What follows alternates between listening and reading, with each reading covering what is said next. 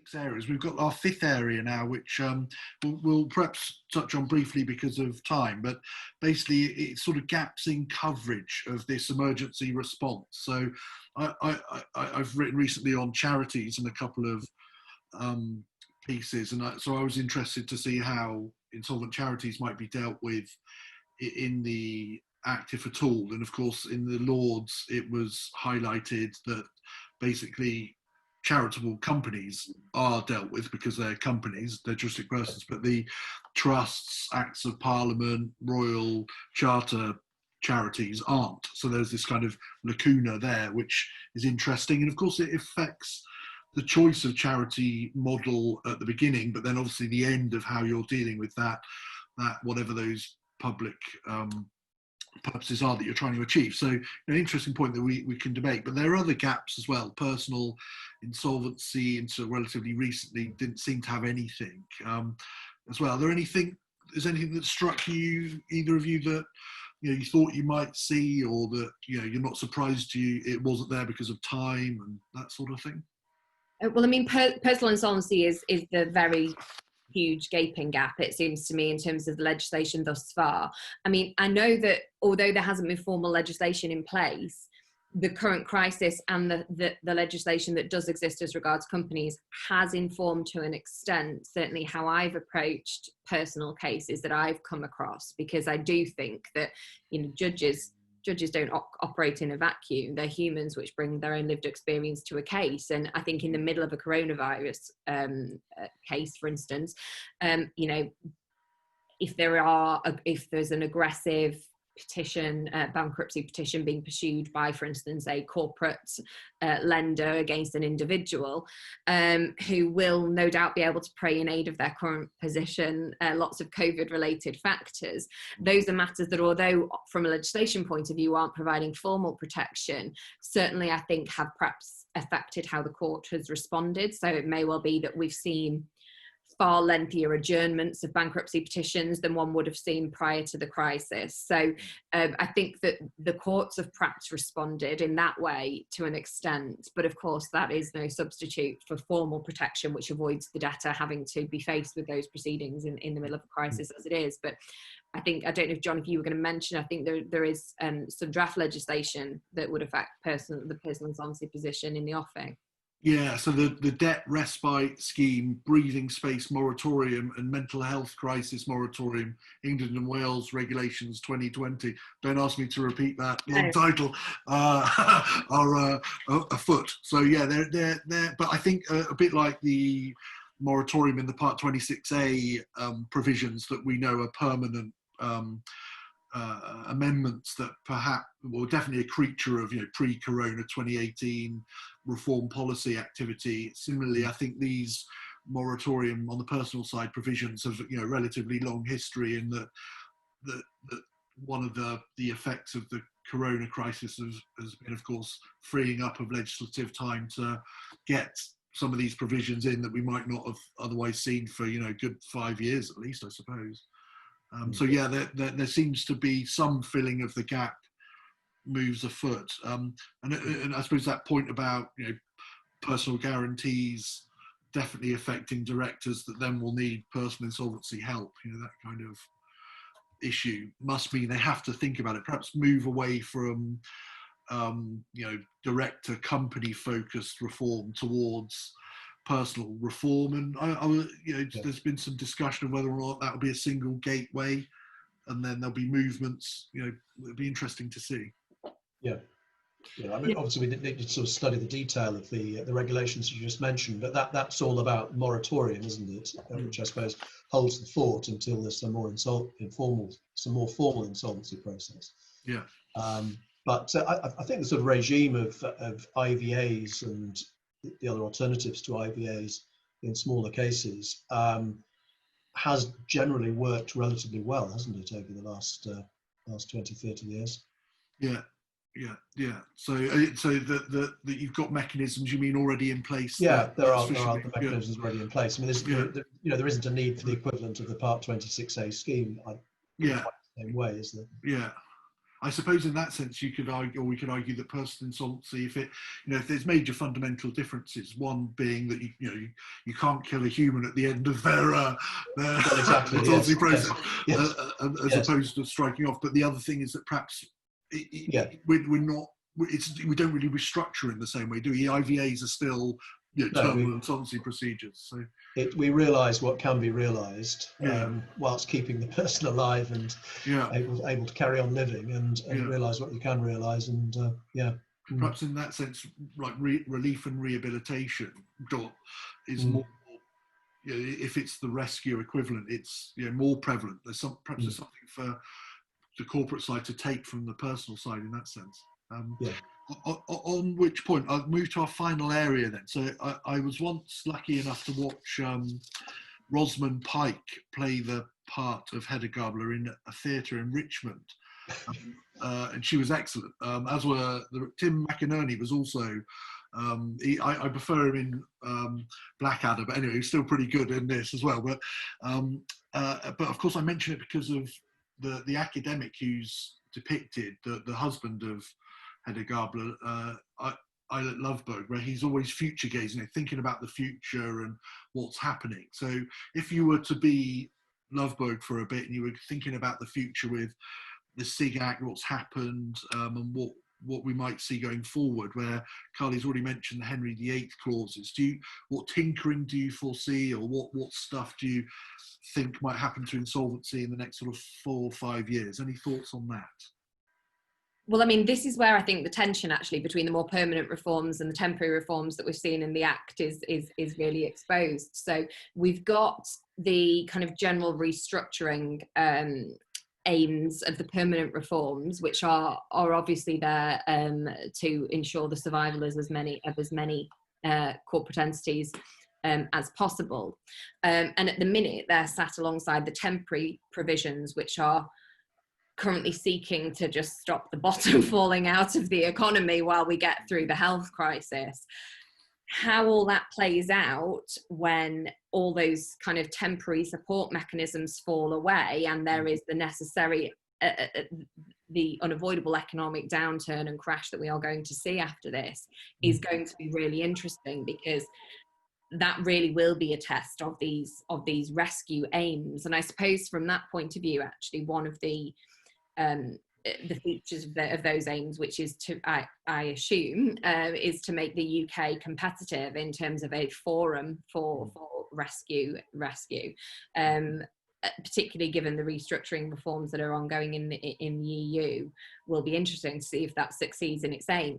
That said, at the same time, we've got the likely measures that are going to come in terms of Crown preference under the Finance Act. And so, again, that as you identified earlier, John, I think those seem kind of like two cultures clashing slightly, and that is going to play out within an economy which is likely to face a very sharp downturn with high unemployment. So it's a bit of a perfect storm, really, to see how successful these reforms will be. Obviously, they chart the high watermark so far in terms of UK's legislation's aims of recovery and rescue, and perhaps do that which many people had hoped administration would after the initial reforms. But it will be very difficult to see those aims realised, I think, in an economy which is going to be affected as significantly as we expect it to be.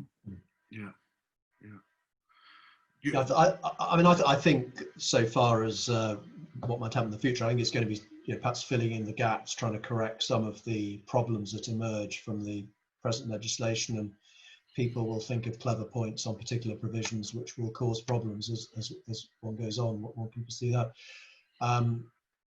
Very much in the realm of law of unintended consequences, I think, with this sort of type of legislation.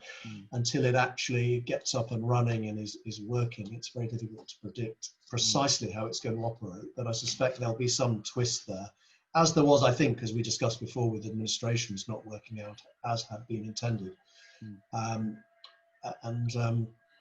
have to no doubt look for another way round to preserve the rescue culture. Yeah. I was wondering if, on reflecting on the statistics, where we've seen liquidations prevalent for ages, if this might be that point where we see a true reflection of rescue activity and, you know, added tools as we've seen and all that. But then perhaps the point Carly's just been making about, you know, or alluding to the just massively different environment, commercial environment that we're in, that means that the stress testing can't, you know, the testing of the new rescue can't happen because everyone's still going to liquidation for you know, obvious reasons. But so in sort of Corkian terms, it's a nice set of new tools that the Cork report drafters might be pleased with, but again, still a bit more delay in seeing what happens. Yeah, I think, you know, whilst yes, there are a lot of liquidations. I mean, most of those liquidations are companies where there are no assets. Got to the point where there are really no assets or significant assets to be realised, and company goes into voluntary liquidation, struck off, and no one hears anything more. I think what the moratoriums are really all about are those companies, aren't they, which have got credit problems at the moment, largely created by the coronavirus crisis, but have got a healthy business underneath there which needs preserving, and it does provide a sort of life support mechanism for that. And you know, I think it's come just at the right time. The moratorium, it's going to work perhaps in a different way against the background of the coronavirus crisis, but it has come just at the right time to provide the sort of ventilator which I think many companies will need to see them through the crisis. Yeah, I mean, when we do come off that ventilator, it's going to be really difficult, I think, to judge the success of these provisions, because comparing them to pre 2020 Act data is just going to be meaningless because of the new economic circumstances that we find ourselves in. If you think about it, we'll have the fallout from coronavirus, we'll have a potential no-deal Brexit at the same time, and the economic impact of both of those events. And so you may well see, as Mark says, there may well be companies that are just no longer viable, and we may actually see increases in number of liquidations. But I don't think that will necessarily mean that these provisions are not successful or working. I think that we'll have to work out a way to attribute those statistics to the correct cause, and it may just be that the economic climate means that some of those corporations simply are not capable of being rescued, but that's not necessarily a failing of the legislation. Yeah, it's going to be one of the trickiest exercises, I suppose, untangling cause from and then usage. Well, it'll be busy times for you guys as practitioners. I've been told by one insolvency company court judge that they haven't had a weekend off since March. So it doesn't surprise me. Sort of super busy going forward. Yeah, I think the courts are really building up for a deluge of work over the next 6 months, 12 months. Yeah. Yeah, I think the early part of next year will be huge, because I think that it'll be interesting to see, and this is a question as regards how long the temporary measures are extended for in the Act. Obviously, some of the financial support in terms of, for instance, the coronavirus job retention scheme runs through till October. I think it's likely that from a policy point of view, temporary provisions here will probably look to keep pace with some of the other measures put forward by government. And so, assuming that the ventilator is switched off towards the end of this year, it's likely to be early next year, I think, when we really do see companies and individuals just reaching the point of no return. Yeah. So on that point, because I was going to say we should meet this time next year, but you'll probably still be a bit tired from all the work you've been doing. So in your diaries, you can. No, I think we should. I think in 6 months' time, it'd be really interesting to look at it again and see where we are. Yeah. And also, we'll set you a challenge. So as you know. My insolvency, because I've bored you about this in the past, but my Insolvency Act 2000 copy is signed by Stephen Fry, because back in 2001, I know you perhaps can't believe that I'm that old, but back in 2001, when I finished my LLM examination, he was on Tottenham Court Road, and that's all I had on me after the exam. So I said, Stephen, I don't know him personally, but Mr. Fry, can you sign this? And he did. So my challenge to you two is, between now and that meeting in 6 months' time, to get your copies of this Act signed by well, Stephen Fry or some other comedian. And by comedian, I don't mean an insolvency practitioner or solicitor. No, I'm joking.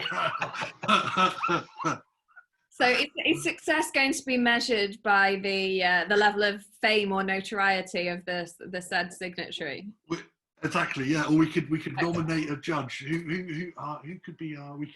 David perhaps could be the decision maker in Chambers as to who's got the best signature. And I'll try and get one as well. Actually, yeah.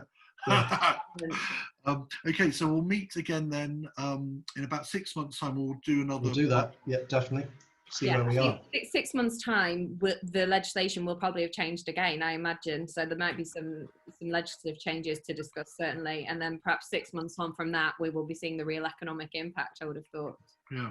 There'll certainly be an economic impact on me because this costs £32. So £32. Another. Well, I've got here the revised framework insolvency law from 1984, which cost £4.65 then. That's, not to be outdone, I have an iPad with a in the modern age. Yeah. In our next meeting, I've got Muir Hunter's copy of the Cork report, so I'll bring that along. It's still really brilliant. Yes, it's pretty cool. Yes. Okay, so we'll stop recording now. But thank you, everybody. Thank you very much, everybody. Yes. Yeah. Bye. Okay.